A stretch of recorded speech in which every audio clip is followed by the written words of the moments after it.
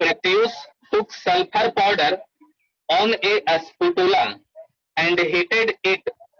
He collected the gas evolved by investing a inverting a test tube over it. What will be the reaction of the gas on dry litmus paper, moist litmus paper?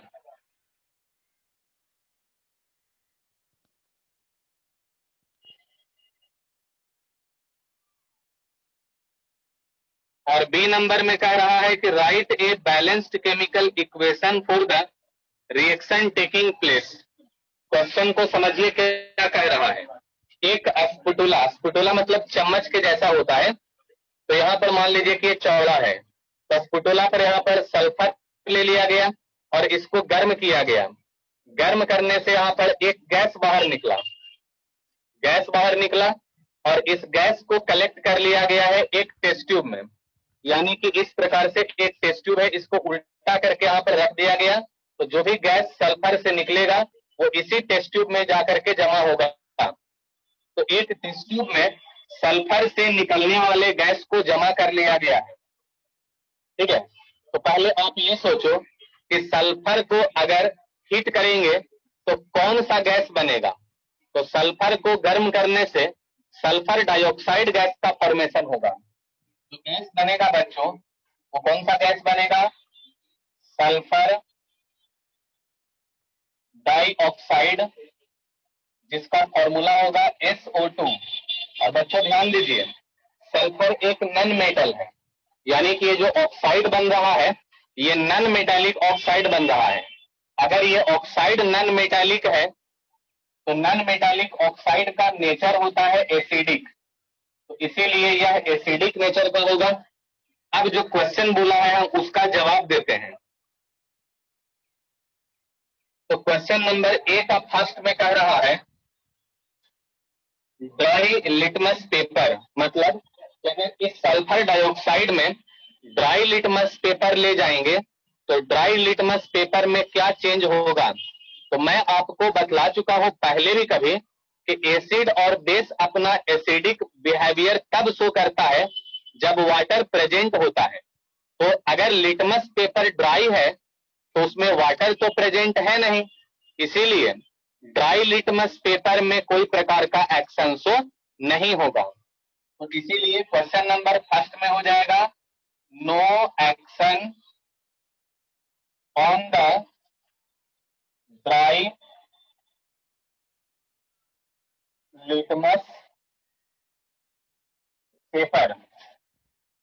और इसके बाद second में कह रहा है कि moist litmus paper में अगर ले जाएंगे तो क्या होगा। तो एसिडिक नेचर होने के कारण से जो ब्लू मॉइस्ट लिटमस पेपर रहेगा, blue litmus turn into red, blue litmus paper को रेड में चेंज कर देगा। ठीक है, अब आगे कह रहा है कि जो रिएक्शन हो रहा है उसका बैलेंस्ड केमिकल इक्वेशन लिखना है।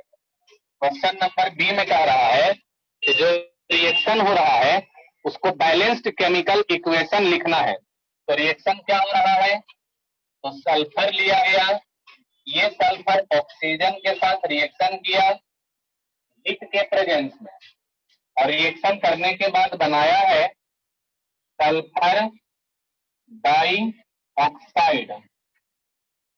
अब इसको इक्वेशन के फॉर्म में हम बना लेते हैं। तो सल्फर का हो जाएगा सिंबल S, ऑक्सीजन का सिंबल हो जाएगा O2, डायटोमिक फॉर्म में एग्जिस्ट करता है इसलिए O2। हीट किया गया है इसलिए हीट यहां पर दे दिए और बनेगा सल्फर डाइऑक्साइड मतलब SO2 गैस। ये हो गया बैलेंस्ड केमिकल इक्वेशन। आप देख सकते हो कि बैलेंस ऑलरेडी है, इसको और बैलेंस करने का जरूरत नहीं है।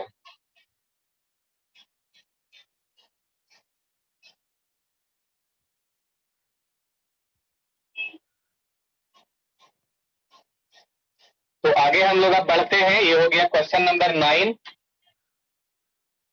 9 के बाद 12 का C एंड D। तो पहले 12 का सी देख लेते हैं।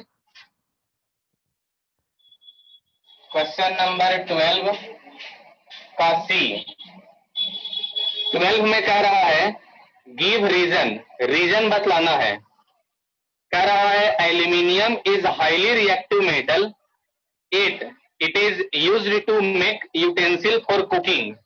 बच्चों ध्यान दीजिए, कहा है कि एल्यूमिनियम एक हाईली रिएक्टिव मेटल है, लेकिन उसके बावजूद भी एल्यूमिनियम का इस्तेमाल हम लोग खाना बनाने वाले बर्तन बनाने में करते हैं।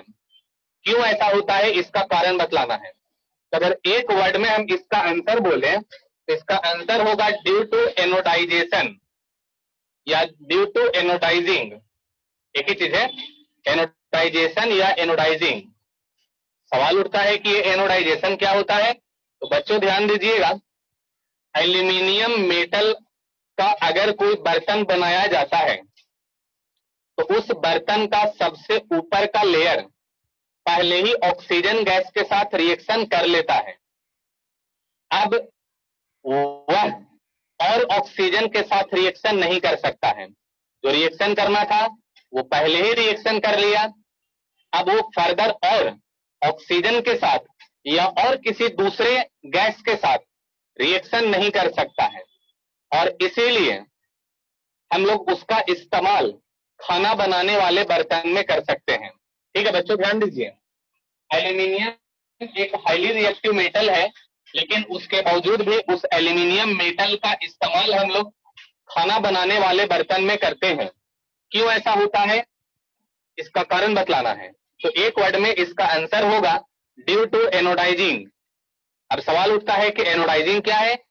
तो एल्यूमिनियम का मेटल पहले ही ऑक्सीजन के साथ रिएक्शन करके एल्यूमिनियम ऑक्साइड बना लेगा। अब वह एल्यूमिनियम फर्दर और रिएक्शन नहीं कर पाएगा, और क्योंकि वह एल्यूमिनियम और रिएक्शन नहीं कर पाएगा, इसीलिए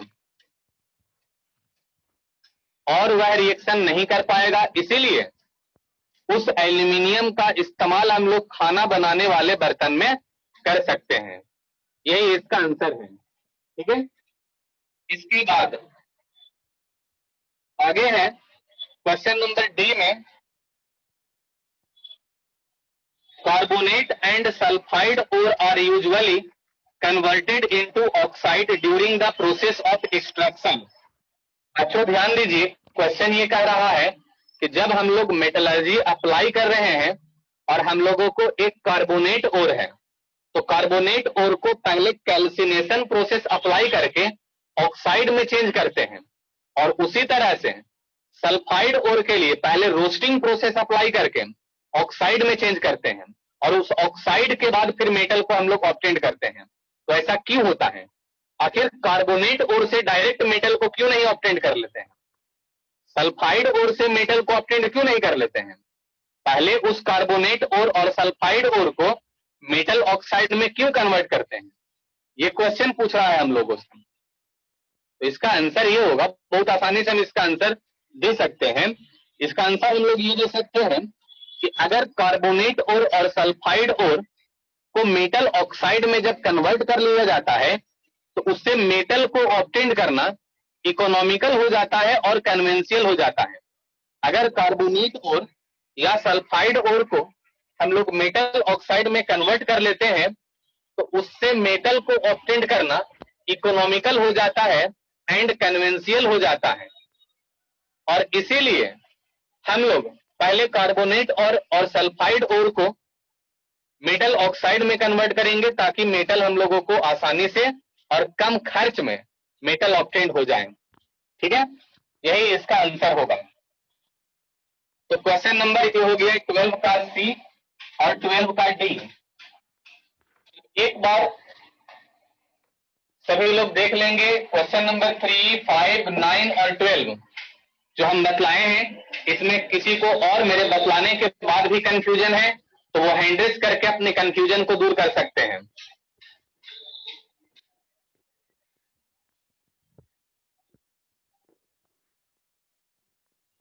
मेरे बतलाने के बाद भी अगर किसी स्टूडेंट को कंफ्यूजन रह गया है जो क्वेश्चन बोर्ड पर हम बतलाए हैं इसमें, तो आप हैंड रेज करके अपने उस क्वेश्चन को, अपने उस डाउट को पूछ सकते हैं।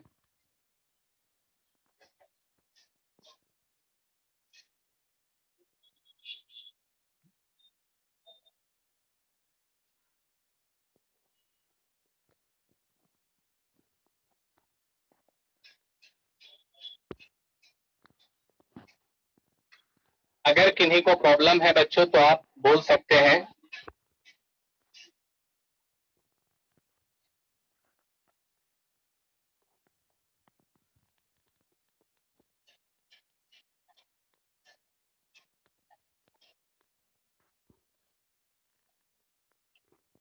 चलो, तो किसी ने भी हैंड रेज नहीं किया है, सिर्फ एक लोग ने हैंड रेज किया है। बोलो अमन। सर फिफ्थ क्वेश्चन में सर हम लोग हैमर से कोई भी चीज को सर उसको कंप्रेस करेंगे तो सर हम अलग से वो सब्सटेंस लेंगे। हाँ, ओके सर। ठीक है। और क्या कंफ्यूजन है? सर एक बार फिर से बता देते सर। दो सबस्टांस है अलग अलग, इसमें से पहचानना है कि कौन सा मेटल है और कौन सा नॉन मेटल है। ठीक। Yes sir. हम ये कहे हैं कि इस सबस्टांस को हम हैमरिंग करके देखेंगे और इस सबस्टांस को हैमरिंग करके देखेंगे।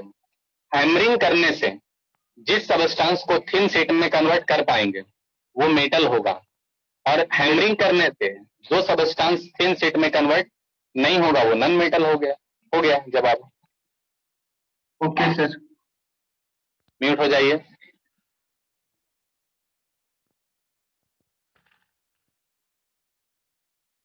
यस बोलो दीपेश। सर 9 का फर्स्ट है। 9 का 9 का ए का फर्स्ट। तो तुम इतना देर से सोया हुआ रहता है, इतना बार क्वेश्चन पूछे, किसी को दिक्कत है तो बताओ, तो तुमको लिखवाना नहीं चाहिए था क्वेश्चन। चलो बतला रहे हैं।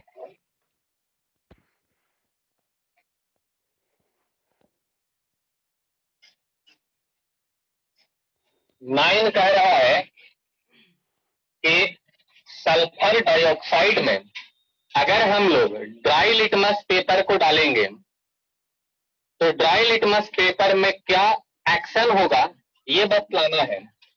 तो ड्राई लिटमस पेपर अगर सल्फर डाइऑक्साइड में डाला जाएगा तो ड्राई लिटमस पेपर के कलर में कोई चेंज नहीं आएगा।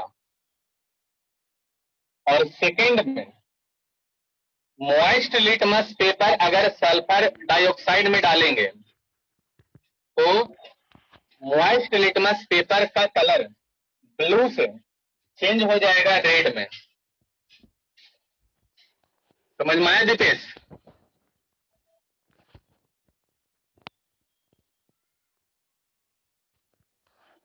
समझ में आया दीपेश? Yes sir. और आपका हम इलेक्ट्रॉन डॉट स्ट्रक्चर आज ये पूरा डिस्कशन करने के बाद फिर बतला देंगे, ठीक है? Okay sir. म्यूट हो जाइए। चलो, तो इस प्रकार से 12 तक हो गया। इसके बाद 3 क्वेश्चंस और बच गए हैं। क्वेश्चन नंबर 13, 15 और 16। तो पहले हम क्वेश्चन नंबर 13 को देख लेते हैं। तो अगर आप लोग के पास बुक है तो आप अपने बुक में भी क्वेश्चन देख सकते हैं। चलो, तो क्वेश्चन ये कह रहा है you must have seen tarnished copper vessel being cleaned with lemon or tamarind juice. Explain why these sour substances are effective in cleaning the vessel.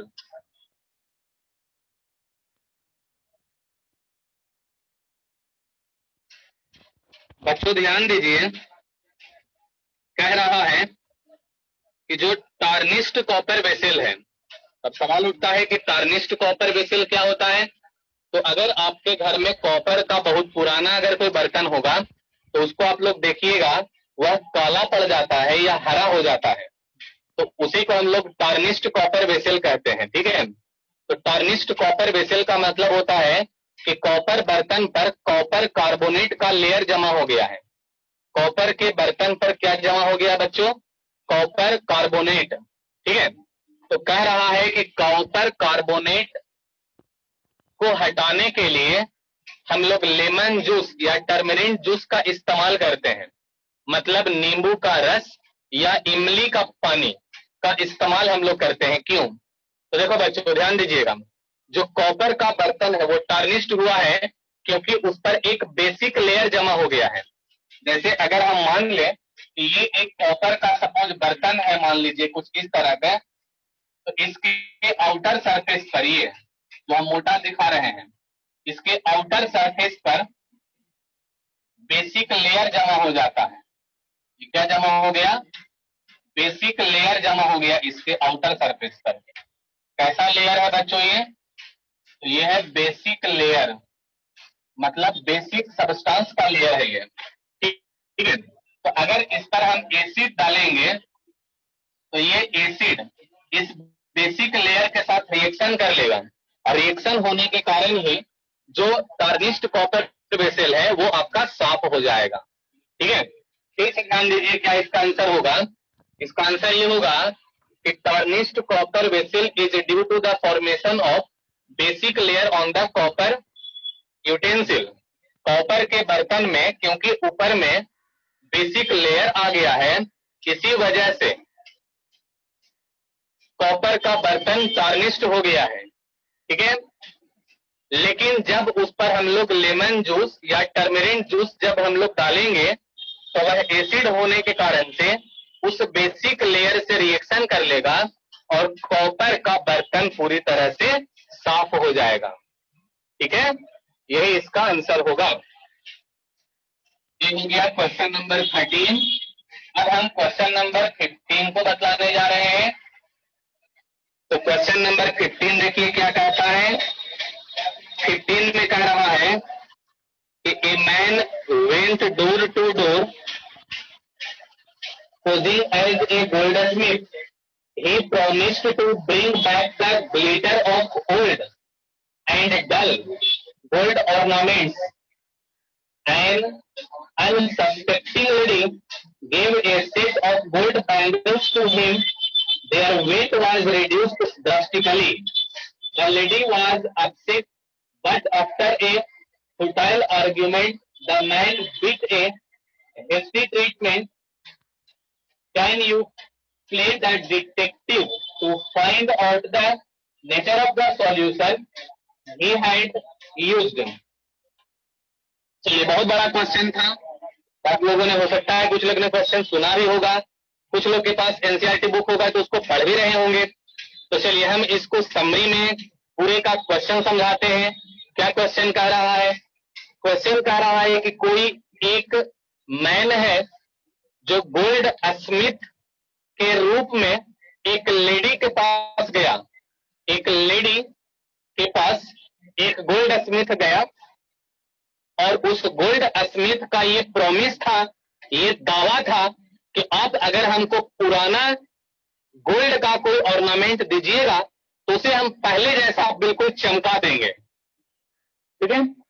इस पर लेडी ने अपना पुराना गोल्ड का बैंगल्स, अपना गोल्ड का चूड़ी उस गोल्ड स्मिथ को दिया, ठीक है। गोल्ड स्मिथ उस चूड़ी को पहले जैसा चमका दिया, लेकिन उस चूड़ी का वेट थोड़ा सा कम गया। इस पर लेडी अपसेट हो गई और वह लेडी उस गोल्ड स्मिथ के साथ आर्ग्यूमेंट करने लगी, बहस करने लगी कि आखिर हमारे बैंगल्स का वेट गया तो कहां गया। मतलब उस लेडी को ये लगने लगा कि वो गोल्ड स्मिथ चोर है, उसने कुछ गोल्ड को चुरा लिया है। हम लोगों को वहां पर एक डिटेक्टिव रोल प्ले करना है और उसमें पहचानना है कि जो बैंगल्स के लिए सॉल्यूशन यूज किया गया है वो कौन सा सॉल्यूशन है, ठीक है। बच्चों ध्यान दीजिएगा, आप लोग जब एसिड बेस एंड साल्ट पढ़ रहे होंगे वहां पर आपको एक पोर्शन पढ़ाया गया होगा जिसका नाम था एक्वा रेजिया। तो तो वह सॉल्यूशन को दूसरा चीज नहीं होगा बल्कि एक्वारेजिया होगा। एक्वारेजिया का ये प्रॉपर्टी होता है कि वह दुनिया के सभी मेटल के साथ रिएक्शन कर लेता है, इवन गोल्ड के साथ भी, प्लेटिनम के साथ भी, सिल्वर के साथ भी, मर्क्यूरी के साथ भी, ठीक है। तो हम लोग को एक डिटेक्टिव रोल प्ले करना है और पहचानना है कि वह सॉल्यूशन कौन सा था। तो सॉल्यूशन का नाम क्या होगा? एक्वारेजिया। एक्वारेजिया एक मिक्सचर ऑफ एसिड है, मिक्सचर ऑफ टू एसिड, दो प्रकार के एसिड्स का मिक्सचर होता है यह। कौन कौन सा एसिड? तो एक होता है एसिड HNO3 और एक होता है एसिड HCl, ठीक है। अगर एक पार्ट लेते हैं HNO3 का और 3 पार्ट लेते हैं HCl का, यही जो मिक्सचर जो बनेगा, इसी मिक्सचर को हम लोग कहते हैं एक्वारेजिया। ये आप लोग को हम एसिड बेस एंड सॉल्ट नहीं पढ़ाए होंगे, ठीक है। और ये एक्वारेजिया सभी मेटल के साथ रिएक्शन कर सकता है, can react with all metals, सभी मेटल्स के साथ ये रिएक्शन कर सकता है। उस लेडी को हमको यही समझाना है कि जो सॉल्यूशन यूज किया गया है वो सॉल्यूशन एक्वारेजिया है। यह एक्वारेजिया दो एसिड का मिक्सचर होता है, HNO3 और HCl का, और ये दुनिया के सभी मेटल के साथ रिएक्शन कर सकता है। इसीलिए जब आपका पुराना बैंगल्स इस एक्वारेजिया में डाला गया तो उस बैंगल्स का सबसे आउटर जो सरफेस है वो इस एक्वारेजिया से रिएक्शन कर लिया और इसी वजह से उस बैंगल्स का वजन थोड़ा सा कम गया। यही इसका आंसर होगा, ठीक है। आगे क्वेश्चन नंबर 16 नंबर क्वेश्चन में कह रहा है, give the reason why copper is not used. Copper is used to make hot water tank but steel is not. कह रहा है कि कॉपर मेटल का हम लोग इस्तेमाल कर सकते हैं हॉट वाटर को स्टोर करने वाले बर्तन बनाने में। मतलब हमको एक ऐसा बर्तन बनाना है जिसमें हॉट वाटर को हम स्टील कर सके, हॉट वाटर को स्टोर कर सकें। उसमें कॉपर बर्तन का हम यूज कर सकते हैं लेकिन स्टील का हम यूज नहीं कर सकते हैं। क्यों ऐसा होता है इसका कारण बतलाना है। तो स्टील में आयरन मिला हुआ होता है, स्टील में क्या होता है बच्चों? आयरन मिला हुआ होता है और ये आयरन हॉट वाटर से रिएक्शन कर सकता है। इसीलिए हम लोग स्टील के बर्तन में हॉट वाटर को स्टोर नहीं करेंगे, लेकिन कॉपर के साथ हॉट वाटर रिएक्शन नहीं करेगा, इसीलिए कॉपर के बने हुए बर्तन में हॉट वाटर को हम लोग स्टोर कर सकते हैं। यही इसका आंसर होगा, ठीक है। अगर मेरे बतलाने के बावजूद भी किसी को कंफ्यूजन रह गया है तो फर्दर हैंड रेज करके अपने कंफ्यूजन को दूर कर सकते हैं, लेकिन जल्दी से। दीपेश आज शायद टाइम कम पड़ जाए तो इसीलिए हम आपको नेक्स्ट क्लास में इलेक्ट्रॉन डॉट ऑफ स्ट्रक्चर बतला देंगे, ठीक है। क्योंकि अब मुश्किल से 1 मिनट बचा है तो मैं आपको नेक्स्ट क्लास में श्योर आपको electron dot of structure revise करवा दूंगा। उज्जवल शर्मा बोलिए।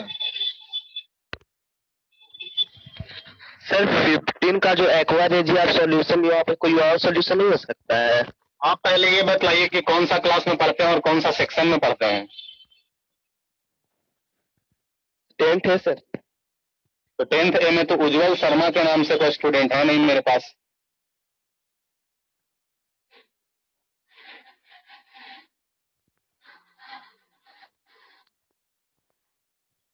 आप प्लीज अपना एग्जैक्ट नेम लिखिएगा, ठीक है।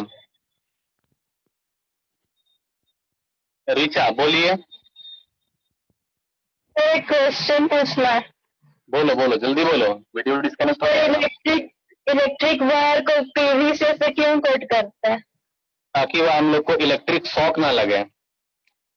अगर पीवीसी से अगर हम लोग कोट नहीं करेंगे तो इलेक्ट्रिक शॉक लग जाएगा। ये तो बहुत